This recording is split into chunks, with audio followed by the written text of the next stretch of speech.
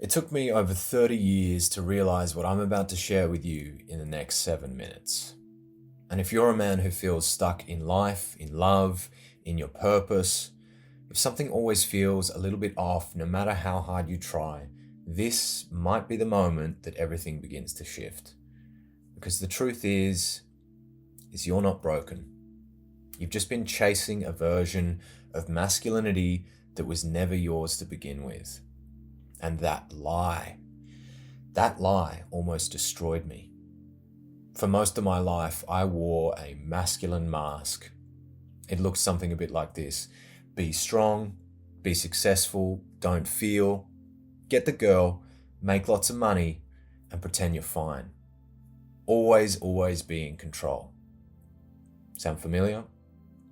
Well, I chased it, hook, line, and sinker.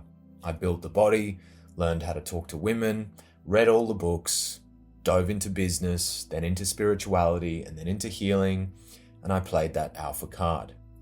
I even shaved my head like a modern day monk. And every single time I thought, this is it. This is what it means to be a man. But something always felt a bit off. Not because those paths were wrong necessarily, but because I wasn't living them from the right place. I wasn't embodied because I was too busy performing, trying to become the man that I thought the world wanted me to be instead of discovering the man that I actually was. And eventually it all collapsed. My relationship started falling apart, sex life flatlined, I lost my confidence, and my inner world was numb. Underneath all of that, I just felt like a fraud. And I remember very clearly one night, lying next to the woman that I loved, feeling like a stranger in my own body. I couldn't cry, I couldn't open up, I couldn't even tell her what I was feeling because I didn't know what I was feeling. I'd spent so many years performing the role of the good man, the strong guy, that spiritual dude, that I completely lost touch with the real man inside me. And that's when it hit me. Nobody had ever taught me how to be with myself. Not truly. Not how to feel, not how to process, not how to hold myself through discomfort. Instead, always fixing, always hiding, numbing myself out and escaping. They taught me how to win, how to impress, how to dominate, how to be successful, but nobody ever taught me how to sit with grief, how to witness my own shame, how to feel the ache of longing inside of me without making it go away. So, of course I kept running. Through my achievements, through my work, through women, and even through spirituality. All the while avoiding the actual inner work. Until, of course, I couldn't run anymore. And that was the beginning of everything changing for me. Not overnight, not in some lightning bolt moment, but in small, consistent, brutally honest moments. Like the first time I told a brother inside my men's group what was really going on.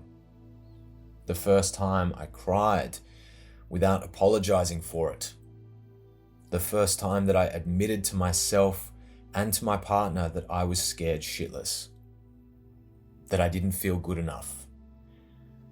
That I didn't know who I was anymore. So here is what I wish someone had told me 20 years ago. You don't become a man by dominating life. You become a man by meeting life, by facing your shit head on, by telling the truth, especially when it's hard, and by feeling all the things you've spent your entire life trying to avoid. The fear, the shame, the grief, the longing to be held, the part of you that just wants to be seen and doesn't know if he ever truly was. That's the real work. It's not about becoming a better version of who you think you should be. It's about remembering who the fuck you actually are. Underneath all the masks, and all the armor and all of the pressure to perform, because real masculinity, it's not about control. It's about integrity. It's not about being hard all the time. It's about being whole. It's owning your desires without shame.